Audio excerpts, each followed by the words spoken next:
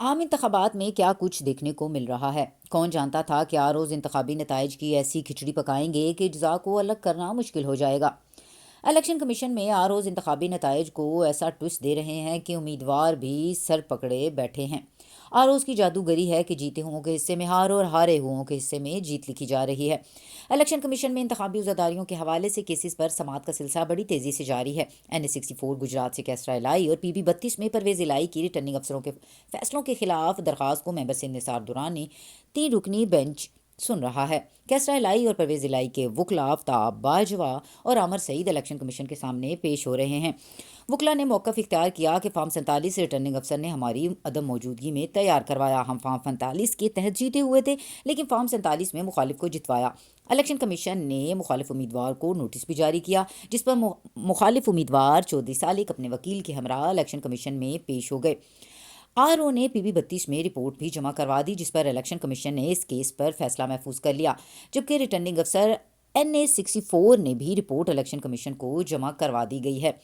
Election commission ने परवेज़ इलाई के केस पर फैसला महफूज कर रखा है, जबकि कैसर इलाई की दरख्वास्त पर दलाइल 20 फरवरी को सुने जाएंगे।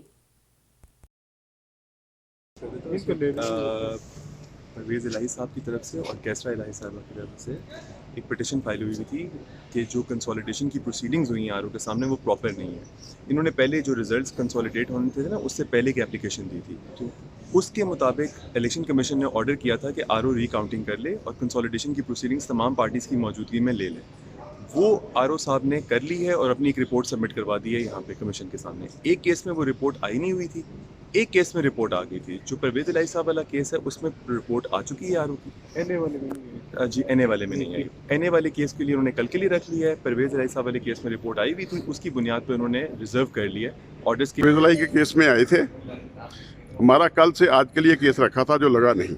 हमें बताया गया कि कैसरा इलाही के केस में क्योंकि रिपोर्ट नहीं आई थी, आरओ को दिया था नोटिस। फिर बताया गया कि जो वो बाद में आ गया था आरओ, हमने रिपोर्ट ले ली थी, हमने रिजर्व कर लिया है। हमने कहा ना रिपोर्ट हमने देखी ना हमने बहस की, आपने रिजर्व कैसे कर लिया? हमें तो सुने, कनेक्टेड साथ 4 पिटिशन है वो भी नहीं सुन रहे।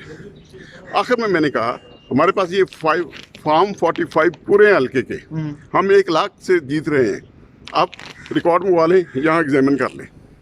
कहते जब परसों आप आर्गू करेंगे हम देख लेंगे। आपने रिपोर्ट जमा करवा दी है?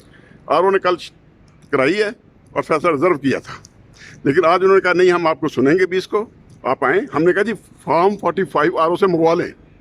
1 लाख से ज्यादा वोटों से जीती हुई है कैसरा। तो परवेज़ इलाही 40,000 से जीता हुआ है। सर अभी कमीशन ने क्या ऑर्डर्स किए हैं? आरओ को नोटिस कर रहे हैं? 20 तारीख को उन्होंने कहा जी आप आ जाएं, दूसरी तरफ से वकला भी आ जाएंगे, हम सुनेंगे। जब